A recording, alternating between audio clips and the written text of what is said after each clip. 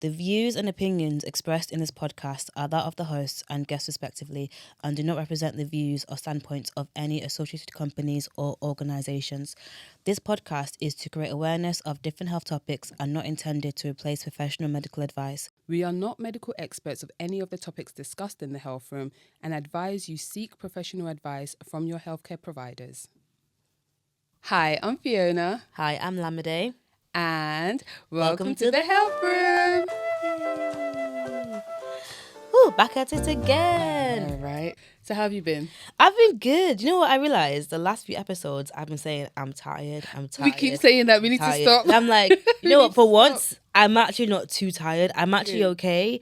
The last couple of months have been so busy, as you know, like we've been up and down. Now it's like I want life to go back to being the same old stuff, so I can have my routine and it can be stable, and I can just focus on whatever I'm focusing on. So I feel good.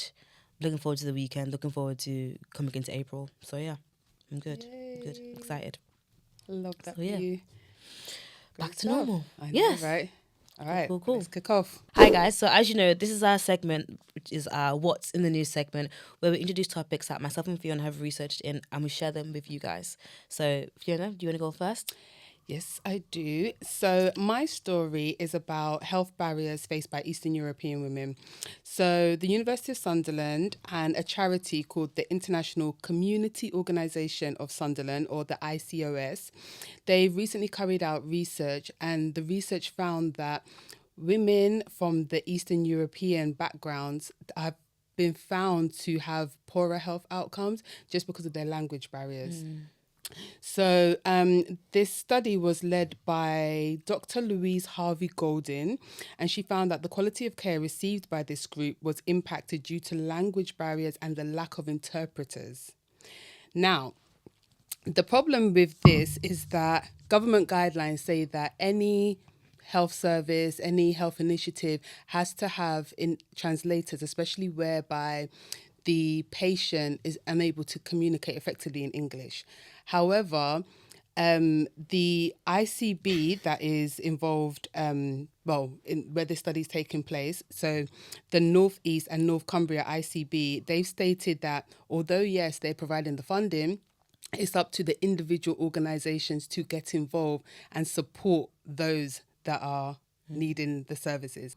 Are they going to do anything to do better by these patients, these ladies, women? So I think it's just more so around trying to understand what these ladies need. So they do need those interpreters. Unfortunately, because of funding cuts and things like that across ICBs, it has created a bit of a challenge in getting it. And another thing is, even when they do get interpreters, because of the small knit community that is found within the Eastern European population in the UK, they're scared that even if they do tell someone about what's going on, whether it be via domestic violence or any kind of abuse or anything that's going on in their house, or just, general health concerns, they're worried that it will be shared wider. Okay. Amongst people that they don't want to hear. Yeah. So trust needs to be built in the community. Exactly. And I think these language barriers, I think we have spoken to this before, and it is a tough one because if you don't have the right interpreters, you can't get your needs met because no one knows your needs. And then the fact that the ICBs are not necessarily doing anything proactive about that, I think that in itself it presents so many challenges and problems. I agree. So for those of you that don't actually know what ICBs are, they are the integrated care boards, and integrated care boards essentially are statutory bodies that provide planning and services for most NHS services in a particular area, let me say. So that is the role of ICBs. So for them to now turn around and kind of say, no, we can't do anything, I think that almost creates a distrust for the services that we do have, because essentially you want to know that, okay, I have a problem, my local healthcare provider will be able to, point me in the right direction, support me, and for that to come back is a bit disheartening. Yeah, no, it is. I feel like like we said, every patient, everybody needs their needs met.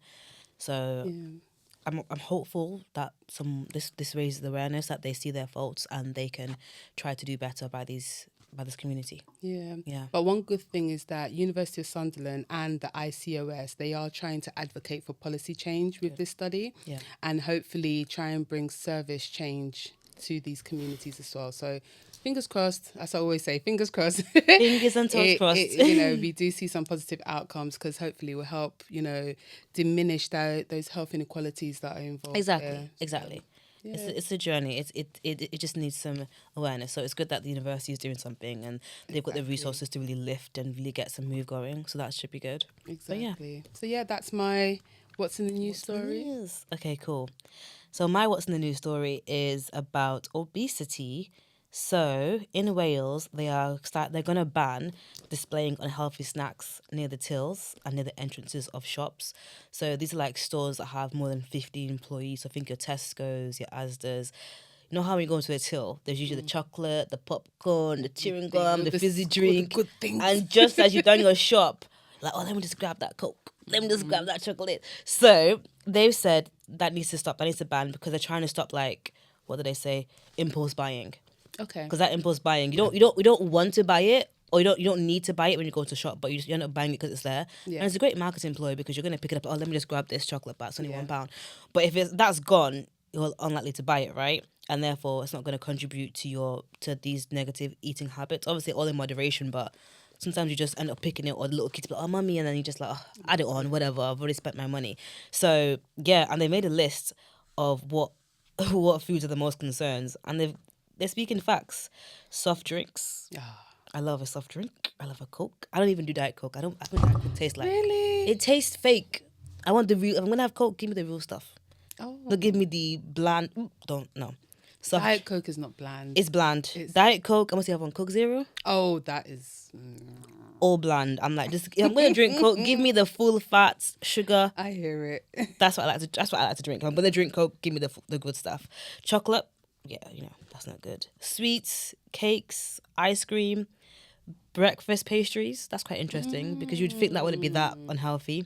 A little croissant. Basically. Puddings, whatever. Sweet biscuits.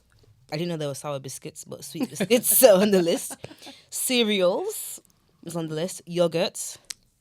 I don't mind yogurt. It depends. I'm lactose intolerant, so it depends. Milk-based drinks with added sugar. So that's like is it Yazoo? Yeah, that kind of milk. Yup. Kind of... Pizza. Really? And ready meals are not allowed to be at the front of the store. So hopefully that will deter people from just picking it up. Okay. So I think it's a good initiative. I think we're moving that way with food anyway. I feel like there's been a massive shift from like sugar, and even like the traffic light signs on certain foods. They let you know if it's too sugary, too fat. You can easily tell, because before you would have to like really look at it, but now you can just tell that's too sugary, that's not too sugary, or whatever. So I think it's a great move, and I think it's gonna help. But I feel like if you want sugar, you're gonna go and get it. Yeah. Look, if I want a chocolate, I will walk around the store. That's it. You're not stopping me. I will find it when I need it. I've got my favorite snack. What's it? I will literally go to the back of the store. I love the What's the crunchy, the spicy one. Even if it's really high as well. So I'll find someone and I'll say, "Can you get?" But you see, that's why they put it high. I know, but I don't care. I will go and find someone. I'll find a tall man. I say, "Can you help me? Thank you.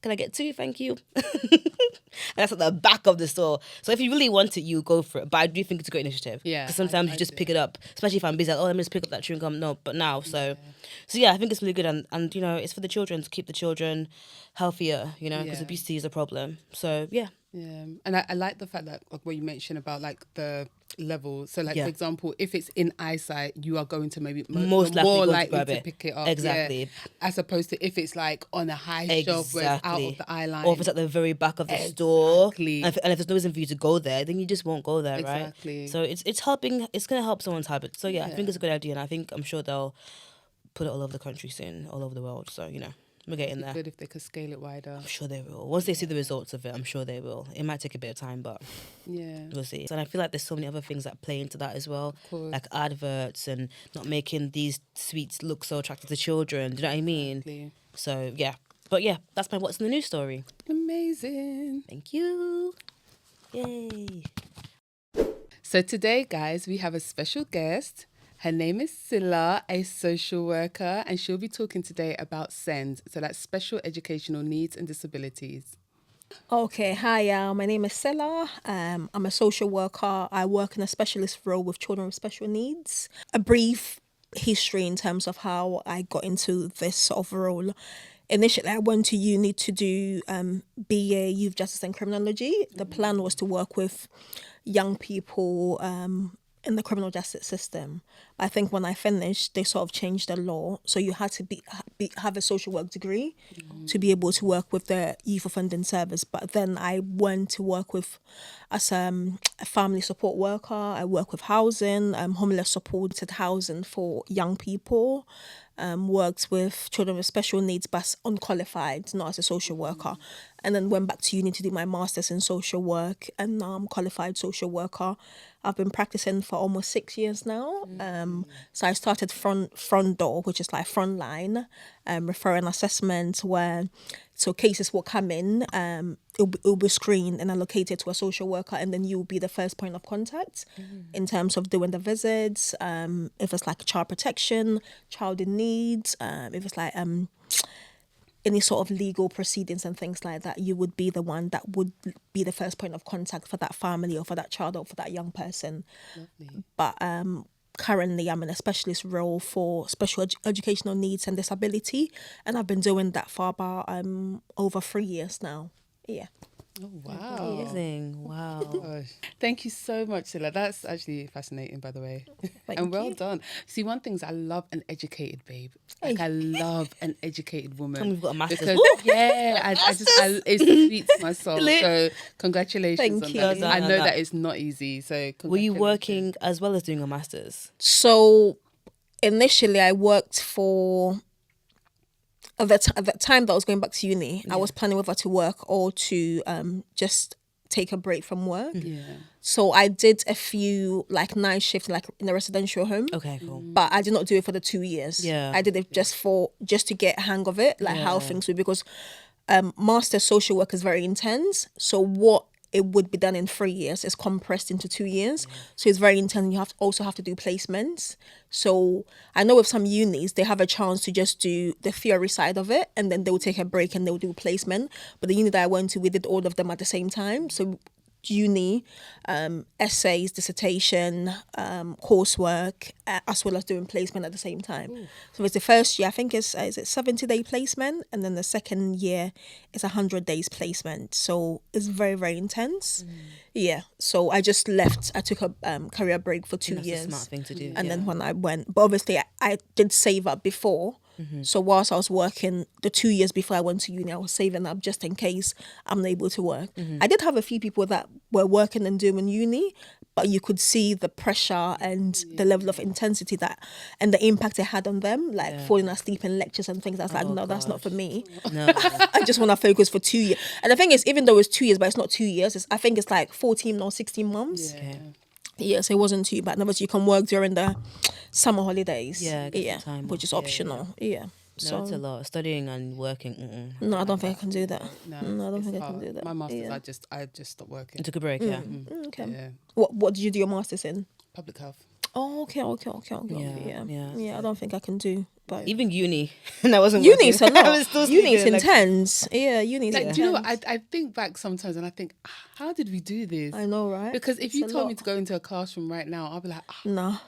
But I think once you find yourself in it, like Yeah. once you're mentally prepared, because I took like 7 years after I finished my first degree to go back to uni. Oh, really? So it was like a long break. Yeah. So imagine not having to write any sort of like in-depth report and then going from that to doing all of. Because even when you're a family support worker, you still do reports, but it's based on your observations, conversations with the child. But having to like theory, like thesis, analysis, and things like that after 7 years, that's a long time. But yeah, oh, were you not living with your parents or anything like that? yeah, it was. Yeah. And they didn't pressure you?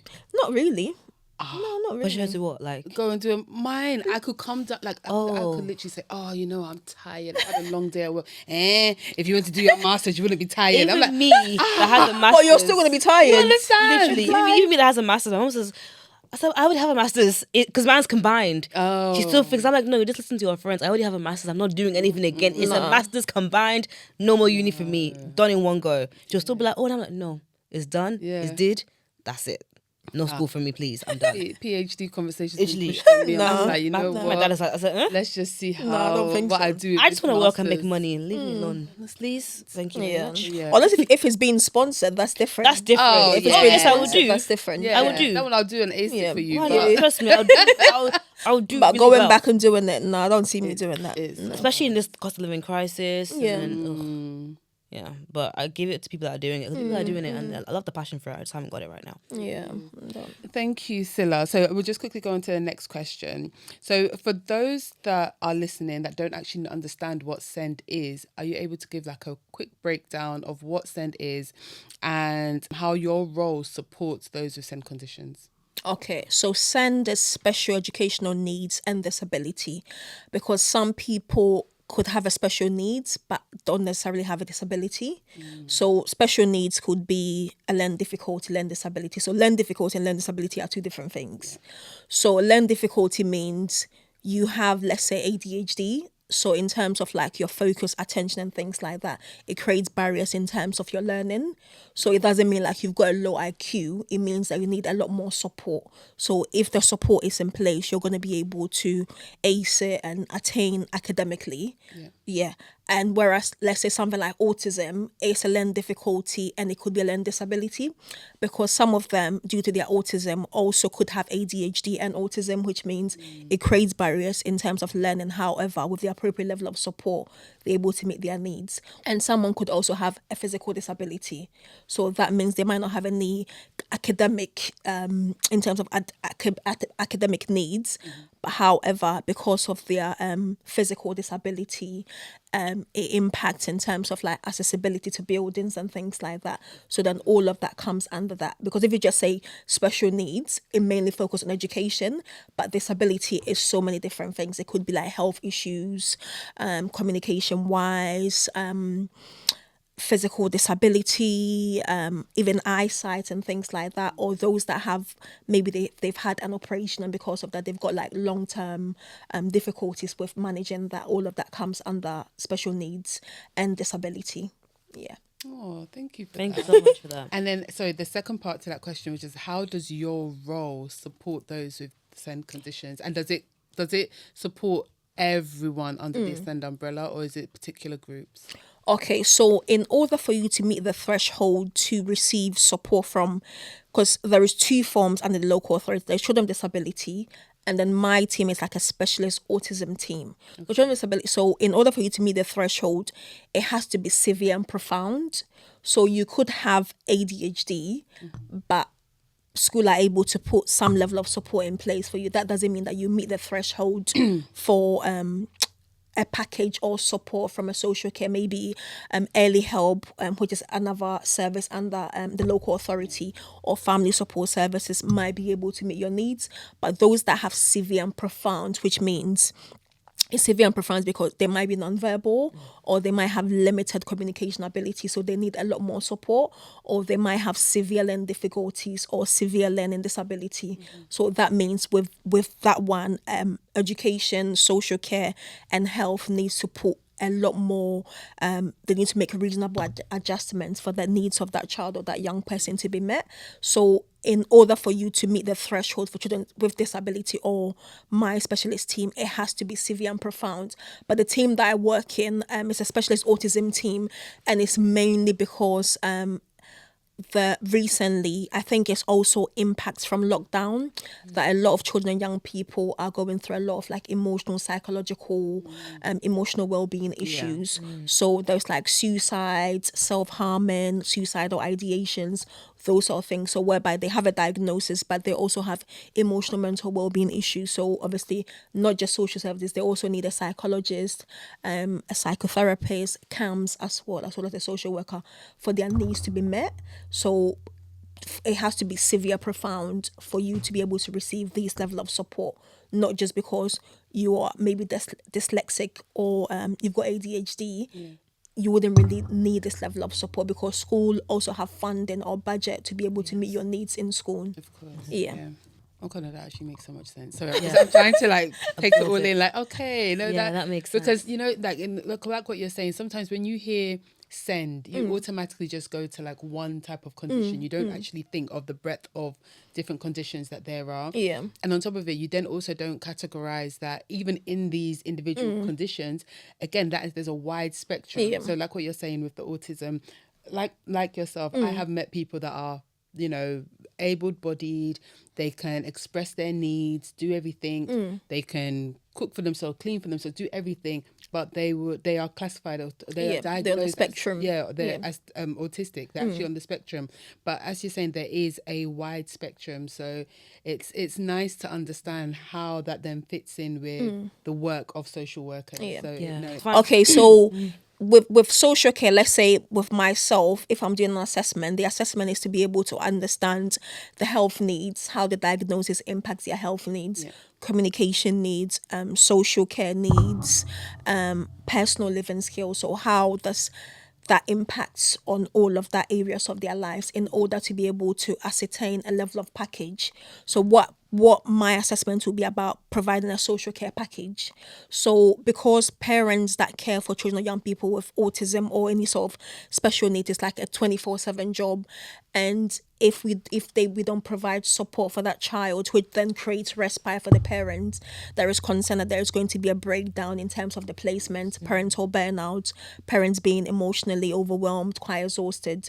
So it's up the package it could be something like a few hours with a one-to-one support worker who will take that child or that young person out, so that parent is able to have some time for themselves.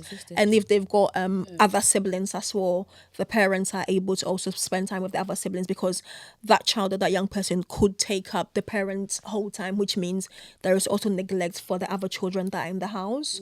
So it's about providing support for that child, which then takes some time off the parent or the parents, so they're also able to spend time with themselves or spend time with the other children that they have in the house. So that's essentially that. But it's also about coordinating between the other services such as CAMS, education, special educational needs departments, to ensure that the needs of that child is being met at school. Because if they have identified special needs and it's severe, they could have what is known as education healthcare plan, which obviously talks about the educational needs, learning needs, healthcare needs, social care needs. So all of that combines, all of those services needs to work in partnership to ensure that all the identified needs, learning, communication, social, healthcare, housing needs, all of those are being met appropriately. Because with some children, a house that could consider that suitable for everyone might not be suitable for them.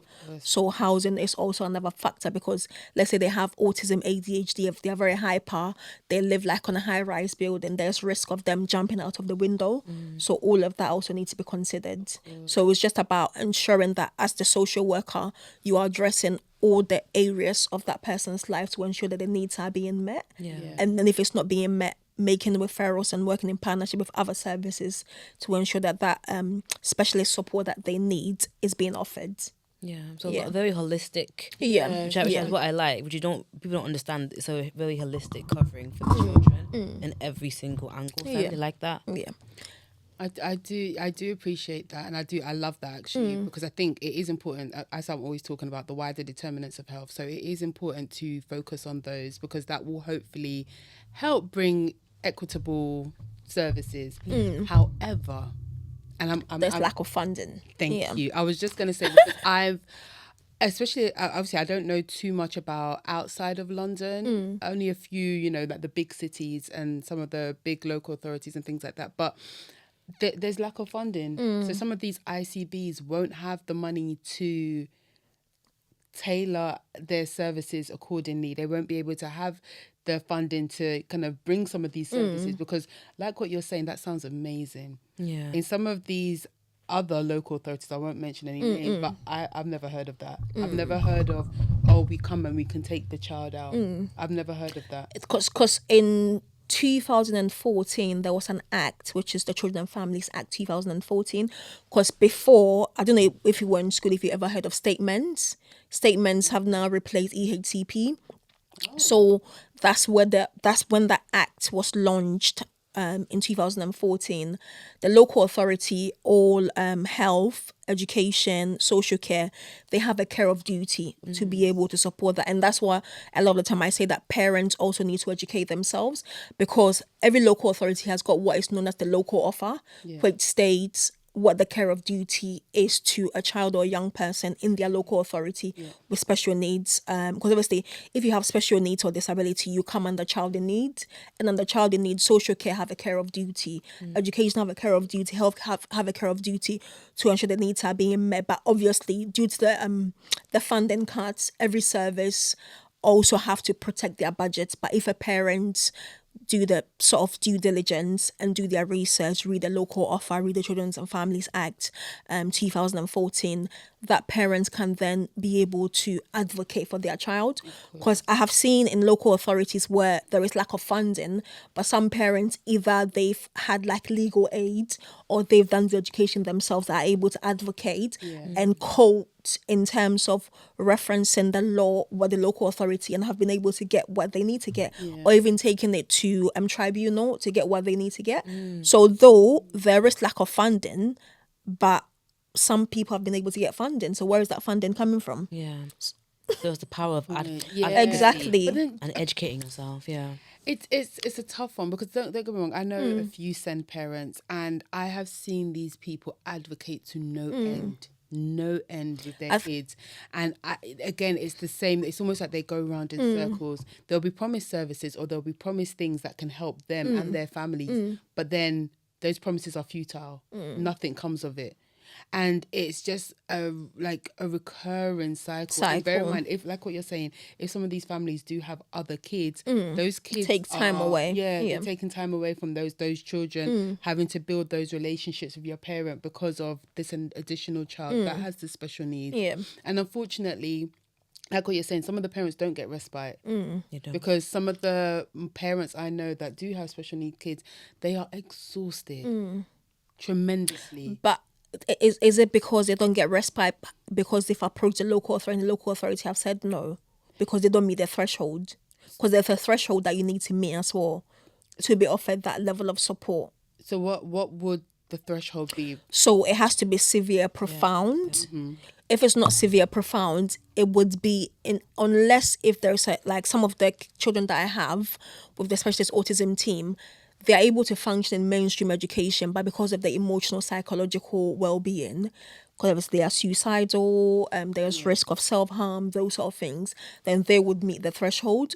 So that's why I use an example, like a child could have ADHD, very energetic, bouncing off the walls and things like that, but ADHD alone will not meet the threshold for like a package. So it depends on where they fall under. But obviously, I also do understand that just because you're not severe and profound doesn't mean that parents are not struggling. Parents are struggling, but that's just the threshold that has been given. And then obviously, in terms of the funding and the budget and things like that, we have to stick to it. Which is unfortunately, because there are some children who are not severe and profound, but behavior wise they're not only at risk to themselves but also at risk to parents and to other people around.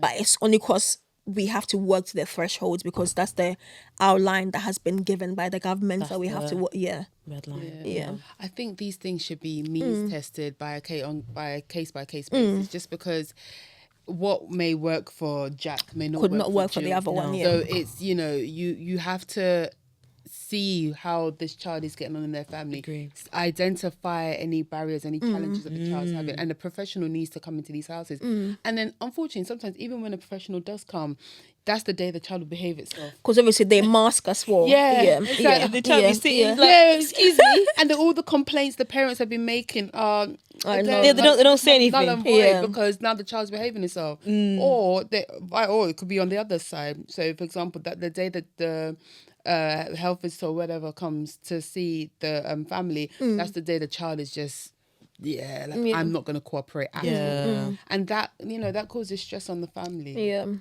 is very stressful having a child with special needs, whether it's severe or if it's not severe, because it comes with a lot of dedication. Because with some parents, they have to adjust their whole lives. Because I've had parents who were going to uni, doing law. Obviously, they had in terms of the plan that they had planned for their lives and things like that, and you had a child and your child was diagnosed with something which meant you had to become the primary carer, especially if you're like a single parent.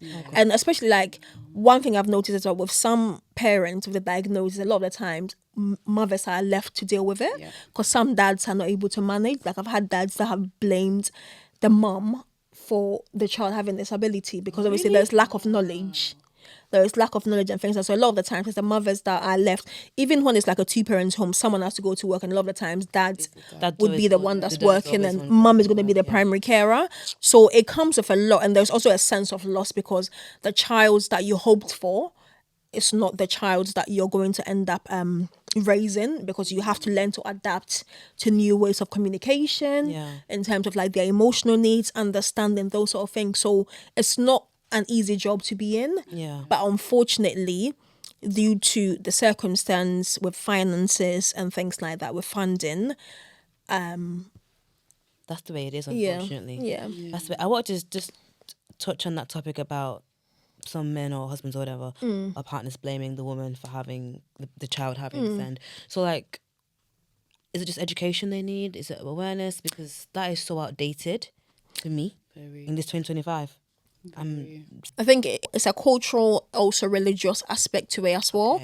Whereas some people would say, let's say people that come from maybe other third world countries could say, will blame the other parent that you're not too tough. Like back home, we don't have children like this, but it's lack of awareness. Because if you open your eyes, there are children back home who are autistic, whether left in the corner, no one, or they've been locked somewhere behind closed doors. He's just that way. They'll just label them. He'll grow out of it. So sometimes like cultural religion also has an impact as well. When people think, oh, maybe God will not create someone like this, and if that has happened, so it's like different cultures would label it something different because they feel like this is not from God, or maybe someone has bewitched them. Because the thing with children with autism is like the ones that are not even the ones that are severe are very gifted.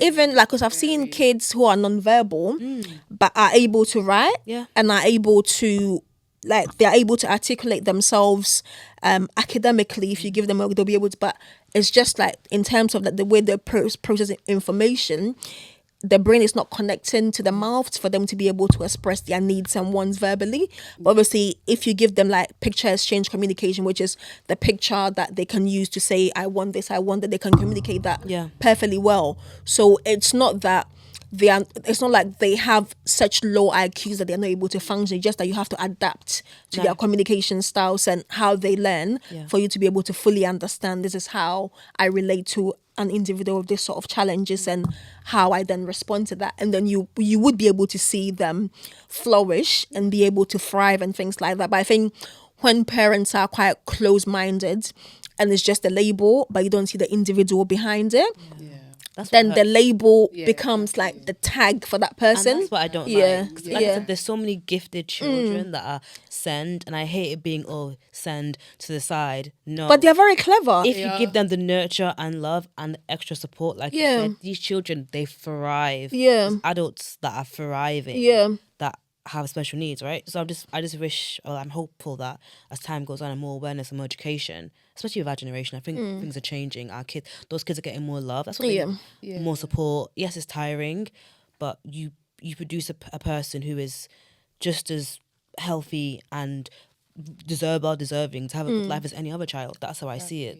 So yeah, the religious and cultural thing is very interesting because we've all seen it, haven't we? So but the thing is, if like parent A, parent B, and this parent is blaming, autism is a genetic condition. So the person that's blaming the other parent, it could be coming from your side. And a lot of the times when you sit down with parents, you can see who the diagnosis came from, because the ones that are being difficult, not understanding, the ones that are blaming the other parent who was not being tutored and things like that, they are the ones that actually it's coming from them, because every trait of an autistic person. You can just see it from that person because they are undiagnosed. Just because you're not diagnosed doesn't mean that you're not autistic, because there are so many undiagnosed people. Like, I think recently, one of my friends that I went to college with, like a couple of years ago, she was diagnosed.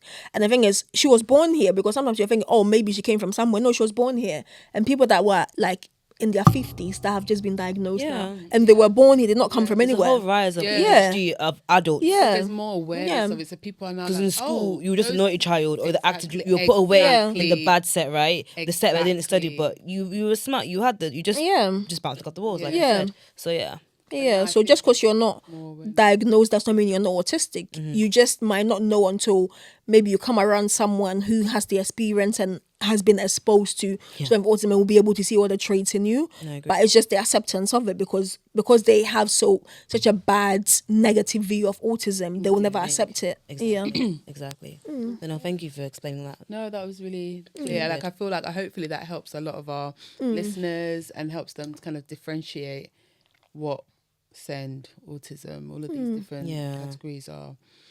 Okay, I have a question here, and then I'll hand it over to Lamide. So, what have you found to be the most effective teaching strategies for children with SEND, and how are they often tailored to suit the individual needs? I think most of the time, even when a child has EHCP plan, which is education, healthcare plan, a lot of schools also have like individualized plan. Yeah.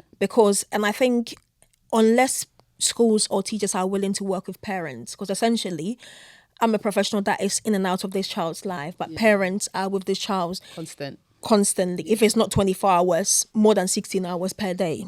So I think the only way that education can be effective is when you include the parent, because parents will know what works best with that child, what their triggers are, especially the ones that are not able to communicate, what their triggers are, how best to communicate with them and things like that. So that's why with education healthcare plan, what's different from a statement to education healthcare plan is that with a statement of SEND, the local authority used to make decisions about the child or the young person, whereas EHCP, the views of the child, the young person and the parents need to be incorporated.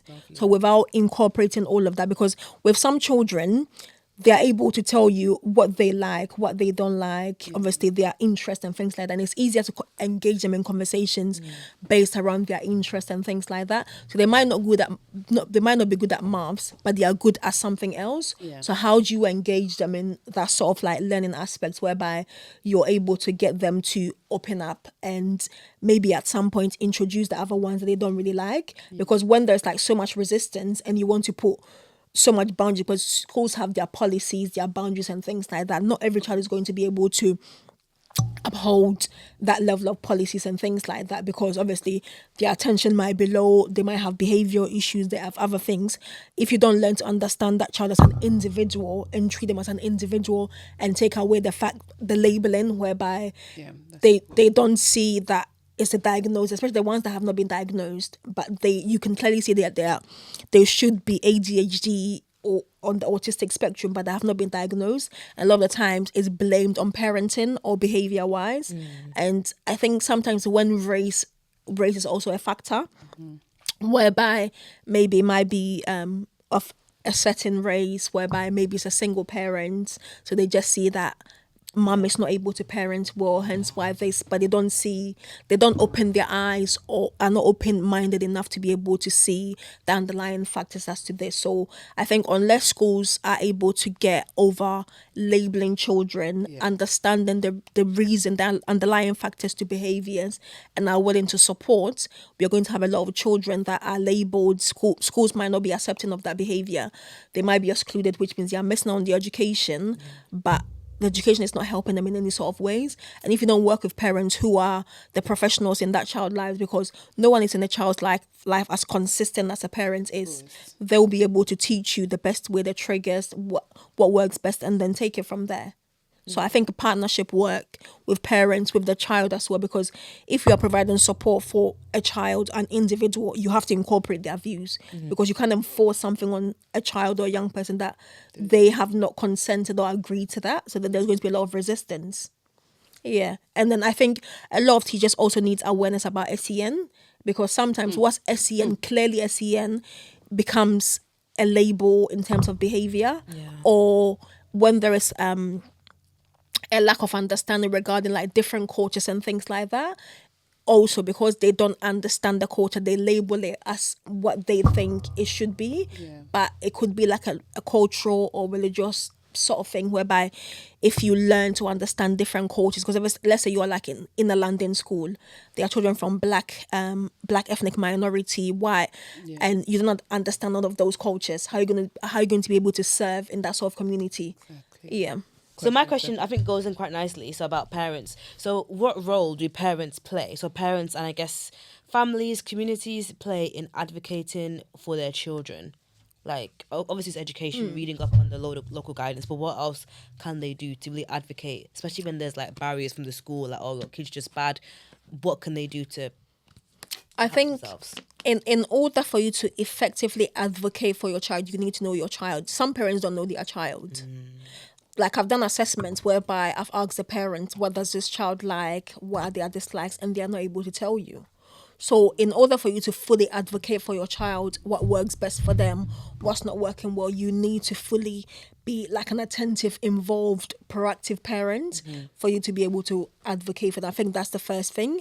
And the second thing is, you have to know the law. You have to know the education law, social care, laws to do with disability, special needs and things like that. So those are the things, because if you approach school and they know, they can sense that you know what you're talking about, the chances of them ignoring you or not responding to your email, because obviously a lot of times I think we do verbal and we don't send any emails, because if you're trying to build a case that I've been asking for this level of support for my child and no one has listened to me, but it's always been verbal exchange between someone, what if that teacher leaves?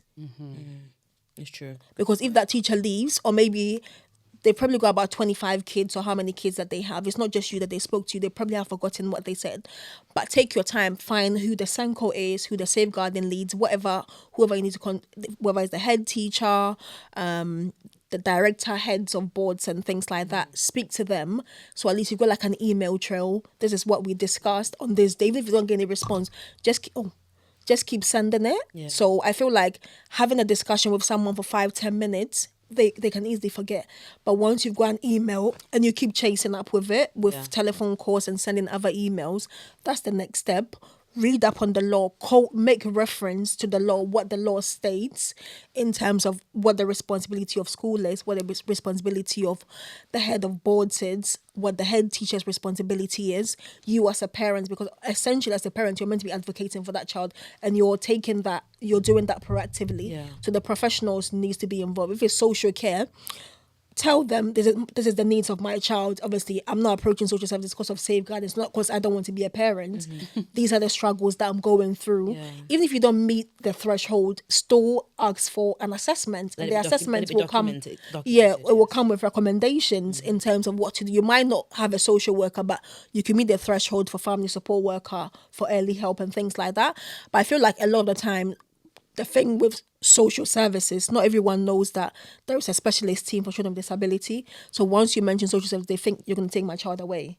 There's that negative connotation, Yeah, unfortunately. yeah. So some parents would never have a respite to know about Shy away respite from because even going to that side. Yeah. Or they might have been doing it from when kids are babies or toddlers. It's easier to carry them and do things. But once they become teenagers and they are hitting you back and they are taller than you, bigger than you, most parents are struggling, but because they've never sought for any sort of support, and maybe schools are not signposting them, they are left to deal with it by themselves. But unless you read up yourself to find out what is available in my local authority, in my local, whether it's like charities, statutory service, just read up on it, what's available, and then start contacting them. And I know that sometimes in schools as well, they've got family liaison officers who would also know these sort of information. So speak to them. But if you keep everything internalized, thinking that you are doing it by yourself. And I know some parents also have anxiety about someone else looking after their child, especially when their children are nonverbal and you're maybe concerned about abuse and things like that, which I do understand that because this is your child. You have to protect them at all costs. But doing it all by yourself without like a support network, without any community is quite isolating. Yeah. And then there's a risk of parental burnout, mental breakdown, parents no longer being able to care, so that child might need to go to care and things like that. So trying to avoid it at the earliest stage as possible by seeking for help. And I feel like parents who also have a support network, whether it's like parents groups or families, friends, those sort of things helps, because The village, yeah. you are not parenting in isolation. And when you feel overwhelmed, there's someone to whether provide practical emotional support. Those sort of things help. But I feel like because some parents feel like, oh, someone would look at my child in a negative way or talk, they might not want to be in that sort of setting. They want to deal with it by themselves, because even when they've taken their child out on a bus, the way that someone will look at them or look at that child, they feel very uncomfortable with that, which is understandable because that's your child. So I feel like seeking for help, because strength is seeking for help. Yes. I don't think strength is being Do not on your an own. island and doing it by Yeah, I yourself. agree. But I don't think everyone sees the strength in terms of seeking for help. It's unfortunate, but there's help in numbers. Yeah. And we're actually meant to be community people. Yeah, Like they say, it takes a village to raise a child. Yeah. It definitely takes a village to raise a child. Yeah. Even if it's, It even really if that village does. hasn't got children, even if it's your girlfriend Yeah. or your boy hanging out with your child, I think it makes a big difference. And I hope that as time gets on, we get rid of that stigma. Because I think we should be more open. I hope that I haven't got a kid yet, but that I would like to know, tell me, I'm going to share with you. Like when I was raised, my auntie, they all felt like my mum. Like I was being raised by every single one of them. Like if that's what it felt like. If I was in trouble, I'd get 3 phone calls. It wasn't, you know what I mean? It wasn't just one auntie shouting at me. It was 3 of all them. of them. And that's like, I've already been shouted at. Why are you shouting at me again? Like, no. but it felt like they all Okay. poured Sometimes into they will even shout more than your mom. Yes, my mom would say, that one would do Just with leave it. Literally. So I think it's important with Yeah. every single child. Do you know what I mean? So I like what you said about it's about having that space to share your struggles and your stress as a parent. Yeah. And I do think maybe some schools, I'm not sure what the schools are doing now, I haven't been to school in ages, but should they not be telling parents, when they first come in nursery, by the way, you've got us, we've got a family liaison, you've got the social worker, you've got all these people externally to help you. I think they do that. They do that, but will not show you, but- not everyone is willing. Yeah. Not everyone wants. Some people have the mindset, whatever happens in my house shouldn't go out. Yeah. So even if they are struggling, they'll rather Just keep it in. do it by themselves and keep it there to maybe get to the breaking point when it's like it's so late that maybe mom has got like a mental health issue because of the emotional trauma, all of those sort of things. So I feel like when parent, even if it's not from school directly, when you speak to other parents, some other parents would be able to know, because some parents are very proactive in terms of what happens with their children and things like that. So if you make yourself known to some of the other parents and things like that, because maybe you might not want to speak to a teacher, but I'm sure you probably know someone in your neighborhood that goes to the same school as your child and things like that. So I think it's just about networking and making yourself known to other parents or to staff in school and things like that, because if you don't say, because some children might not go to school and tell whatever happened, so that's why it's like people that are missed in the system, like the neglect was there, the presentation was there, but maybe when they came to school, teachers probably gave them food. Maybe they probably took some clothes from the missing and found locker and gave it to them. So all of those signs were there, but no one actually paid so much attention to what was going on in the house. Those sort of things, I think those missed opportunities like that sometimes can be so dangerous. So dangerous. Yeah. Because a lot of the times, like, all the signs are there, and I feel like schools also sometimes don't want to break the trust of parents, so they will try to manage it in-house, but maybe if it's like food, they'll try to give that child food. If it's like clothing, they'll try to give that child clothing and things like that, until maybe it gets to the point whereby they can't handle it, and as well as the parents can't handle it. And sometimes it's not even about just the distrust of the parents. Sometimes it's their school reputation, or their establishment reputation, or if their school has a bad rep. No, so let's say if their school has a good rep, and for example, like their attainment scores are, something, their exam scores are something, and let's say someone with special educational needs comes, and unfortunately they don't do as well on these tests or something, they will try and do whatever they can to kind of almost hide that thing, to almost so that their reputation isn't affected or impacted, Okay. And I think things like that are just horrible. I feel like these schools need to do a lot better in supporting the parents, because essentially if your child has special educational needs or a disability, I think it requires a whole system approach. It's not just, Very holistic. Needs to be it's not just, okay, the parent it needs to be the schools, it needs to be the shopkeepers, it needs to be, the local GP, and the whole the bus driver. everyone, the lollipop whole lady. system approach. So Everybody. wherever this child is, they feel as if they are being supported as well as yeah. their parents can have that confidence in knowing that, okay, if my child goes here, they won't be discriminated against because of their disability Yeah. or because of their learning abilities. So I think it requires that whole system approach Yeah. for sure. So my question is, what impact does stigma have on children with SEND, and what can we do as a society to reduce discrimination and create more inclusive spaces?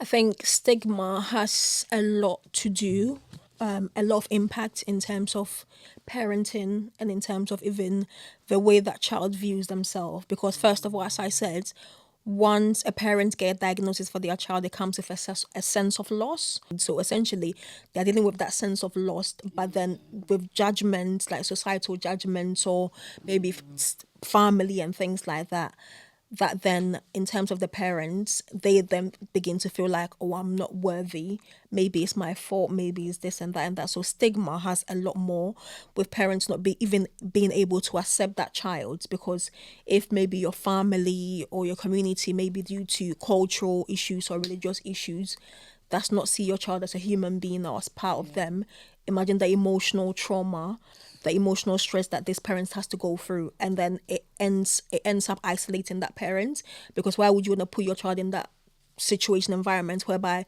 you're going to feel judged, your child is going to be treated differently? I'd rather stay at home. And I've got parents who would not go to any sort of social activities, like parents that previously used to be invited for whole parties and things like that.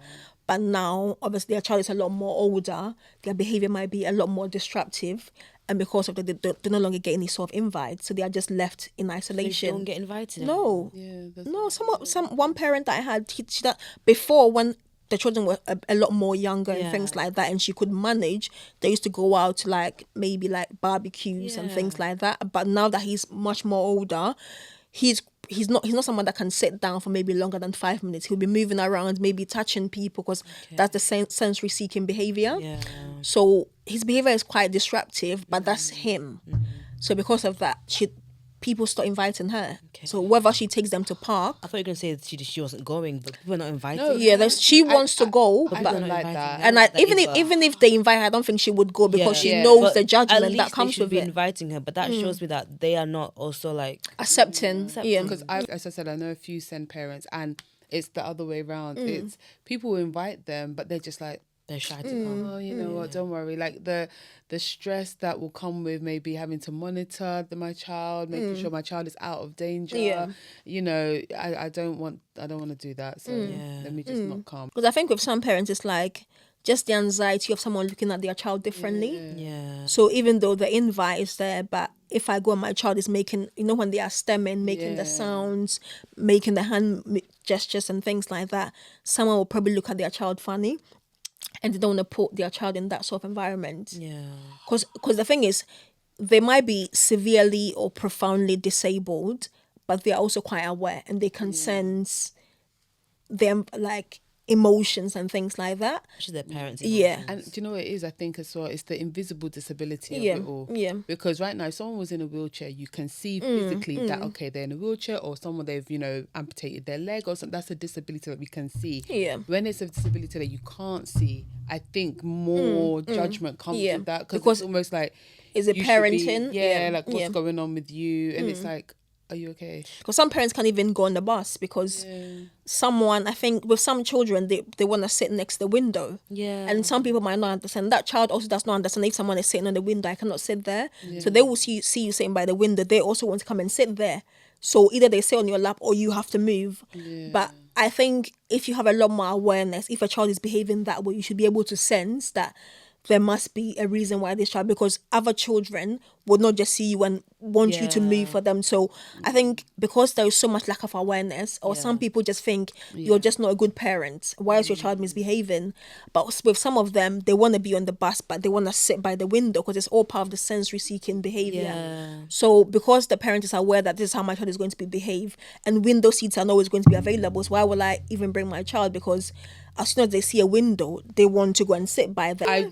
Kids, to me, I find kids off limits. Yeah. Leave them alone. Like, I don't care whether you're able-bodied, not disabled. Yeah. Leave kids alone. They shouldn't. They're kids. So once someone starts on a kid, I'm ready. My mouth I think will it's get I ready think for as you a because community. I don't like that. Yeah, It's ridiculous. they're literally like, they don't have to be here. They're just here. Like, You leave the babies understand? That's how alone. God made the That's how child. God made them. Exactly. Leave the child. Because I think even when you get like on public transport, there is like the seats for someone with like physical disability. Yeah. But there is nothing for children that have sensory seeking things that even like, let's say someone has got epilepsy, if the lighting and things like that can trigger an epileptic fit, or maybe the ones autistic whereby different textures, different lights and things like that, there is none of that there because it's invisible. Yeah. So all of those people's needs are not being catered for. And even when the parents try to advocate for them, oh, my child wants to sit here because this and that, someone is going to have a go at them because then they then begin to think it's you that cannot parent and that child is controlling you. It's not the child that's controlling, that's just how that child is. That child is, exactly. Yeah. It just takes a bit.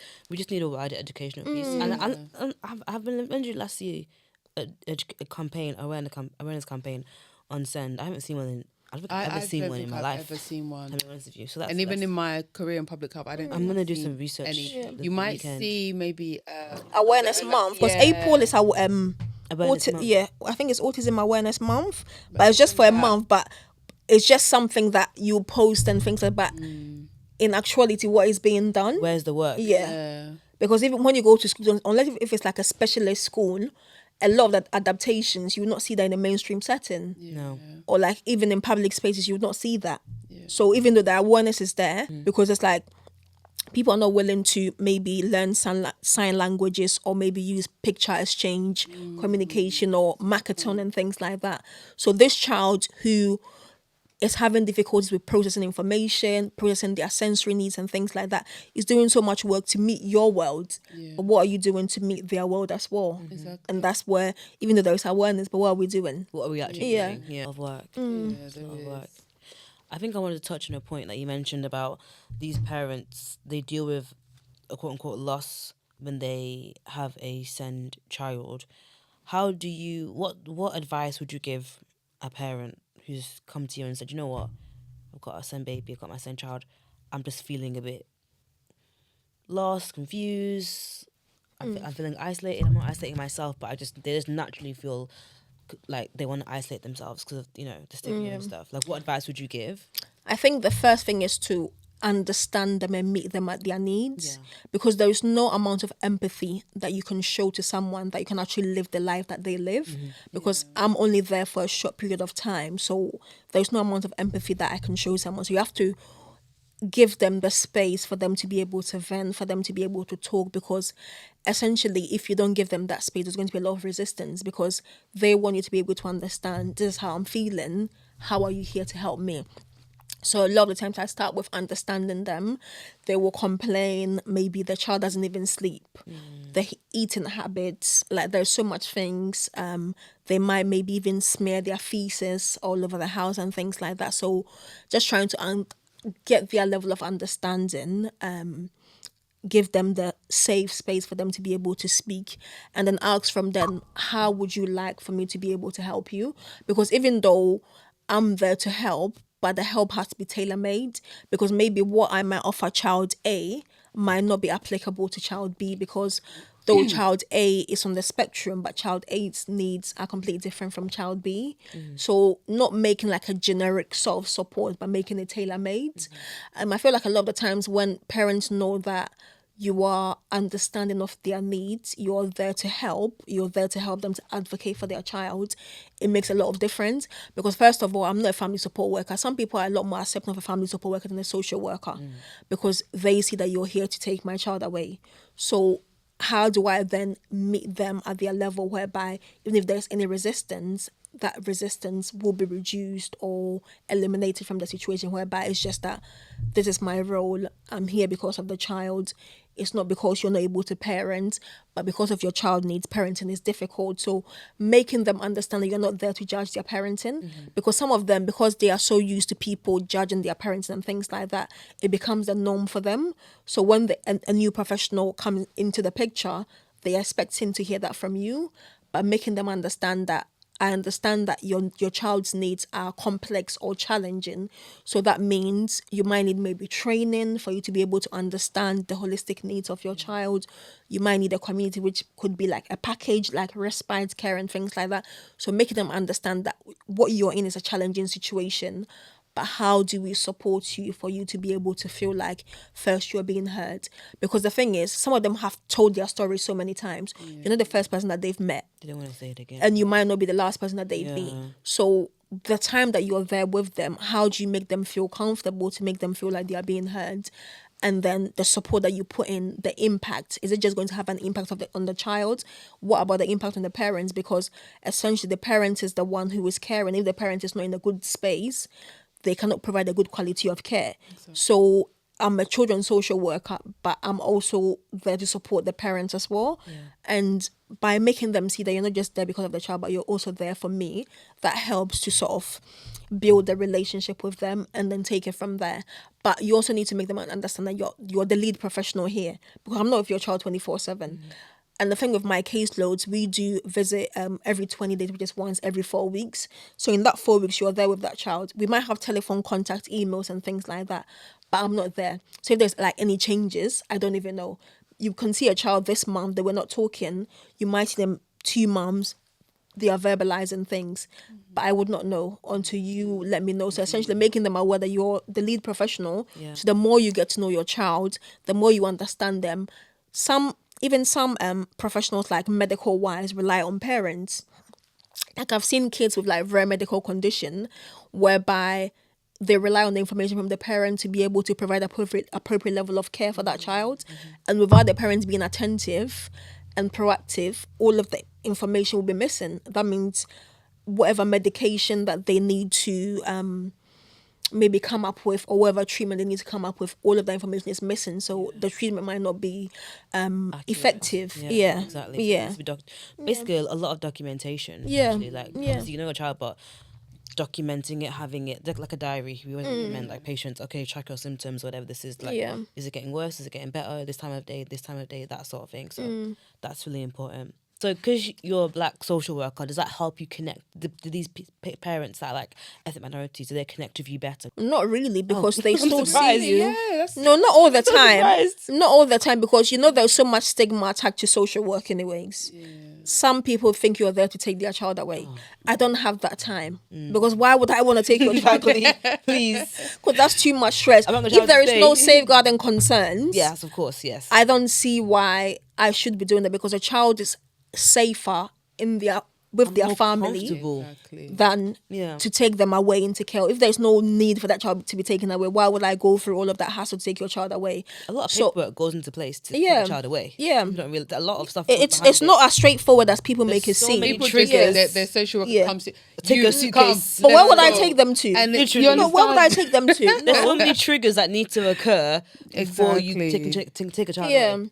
But I feel like once you come from a place of care, like I feel like when someone comes to the person shows that I'm actually here to work with you.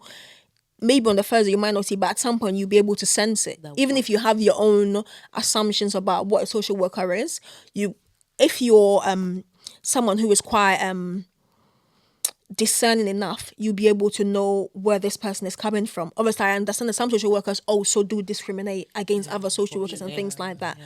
But that's why a lot of the times I say that the first time might not be, it's not going to be warm cuddles, hugs. No. It takes time to build relationships. I know, going back to Lamide's point, I am shocked by that, because I would have thought that, okay, let's say you being a Black woman, you would think that the Black families will maybe resonate more with you. Not all. Not all. It's a tense, I guess, situation. Yeah. It's not as if I come to go and have cake.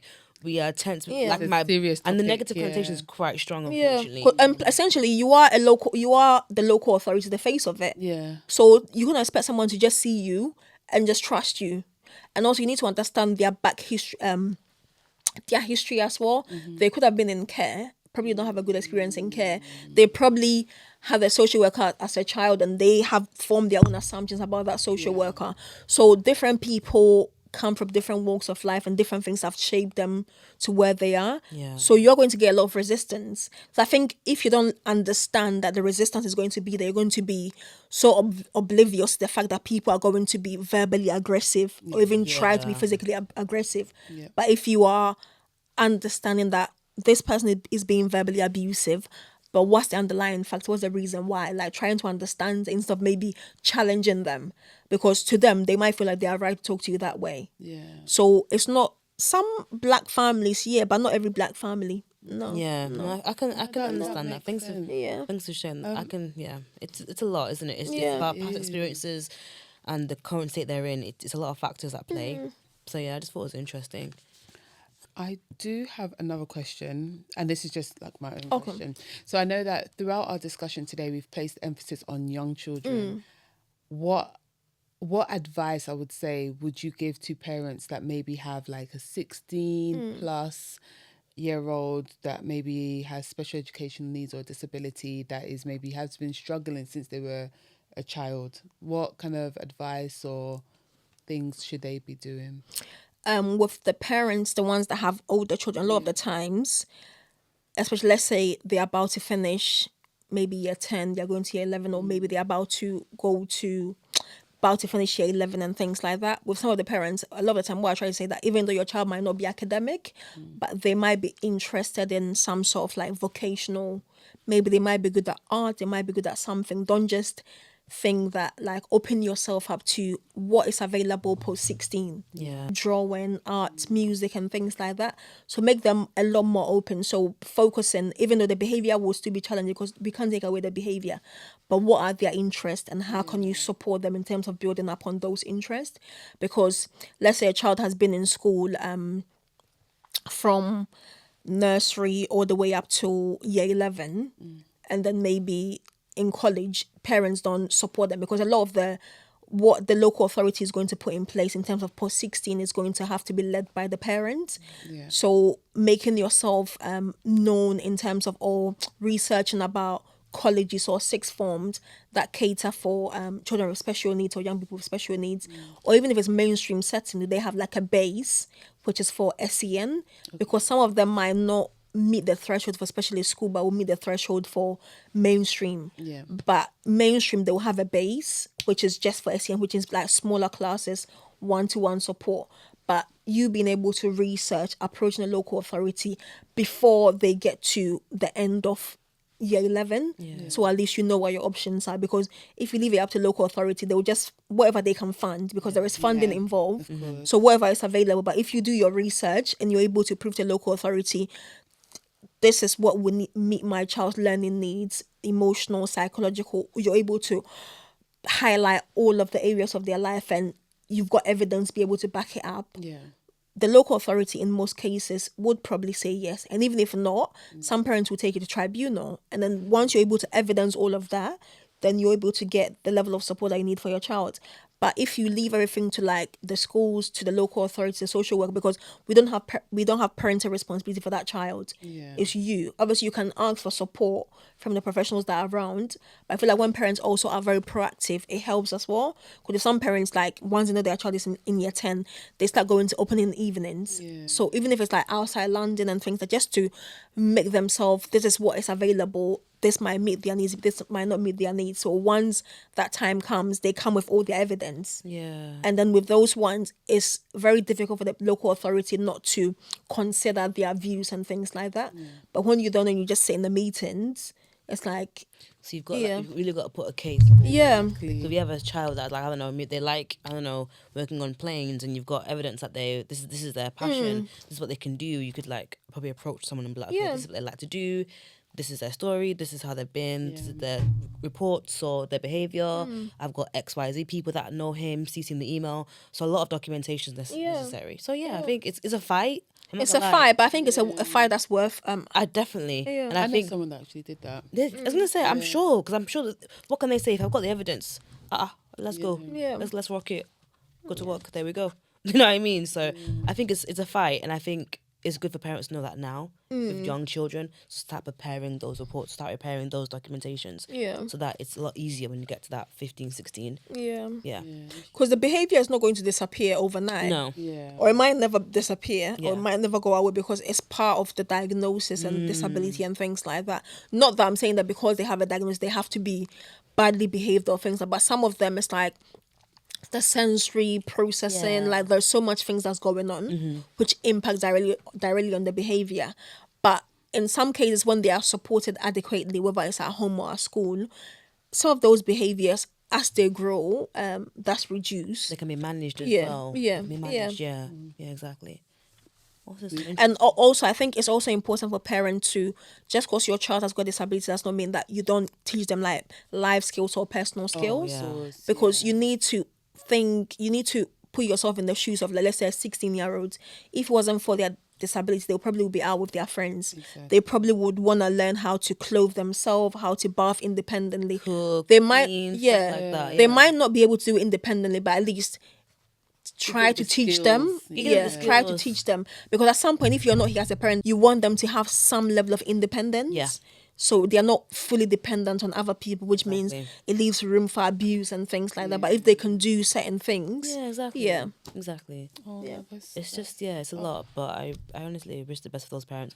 Another question we have for you, Scilla, is how do you see the future of SEND education evolving, and what changes would you like to see in how society supports SEND children and their families? I think for me, currently now, compared to when I was in school, there's a lot more awareness. Good. There are other things that even have, let's say, ODD, which is oppositional defiant disorder, which is like when someone is, let's say you tell them A, but they will do everything to do the opposite of A. Yeah. Whereas before it would have been seen as just challenging, this person is just being difficult. All of those have a name to it. And then obviously in terms of treatment and things like this, I think people need to be a lot more open-minded. Yeah. And not just think that this person is a certain way because of this. Because someone could be on the spectrum, maybe disabled, physically. It doesn't mean their disability that's their label. Yeah. Because there's a human being behind that disability. So learning to understand who that person is. Because someone could say, oh, I know someone with autism. Yes, you do. But it doesn't mean they're the same as this person. Yeah. Yeah. Because they are two different individuals. They like different things. Different things will trigger them. So learning to know the individuals behind the label and what works best for them, what doesn't work best for them. And then helping them based on that. Rather than using like a generic sort of tier way of helping everyone, because what might work for A would not work for B. But then because you're so fixated on one thing, you're not able to see why it's not working for them. Yeah. Because essentially we are all individuals and no one works the same. Like we don't all function the same. Exactly. So I feel like unless education maybe focus a lot more on like individual needs of children and young people and how to meet those individual needs instead of being generic. Because generic, then we will all go through the system, but not everyone will benefit from the system. Yeah. So we ask all our experts that come through our doors one particular question. So we'd like you to answer it if it's not too much trouble. Okay. What does good health mean to you? I think for me, good health means taking care of your emotional, mental well-being, physical needs, being aware of whatever you're putting into your body, because whatever you put into your body is going to have a direct impact on you. Like learning more about yourself, the foods, maybe there are certain foods that might not agree with your body, certain products that might work best for you, like learning more about yourself and incorporating that into your daily lives. Like for me now, I go to the gym most of the time, so trying to stay healthy and things, not to build like six-pack or anything like that, but to stay healthy, To maintain your Get our heart strong, get that yeah. heart beating. Thank you so much. Thank you so much. Amazing. Thank you so much. Thank you again. We appreciate you. Thank you so much. You're welcome. Thanks. All right, for guys, having it's me. a wrap. Yeah.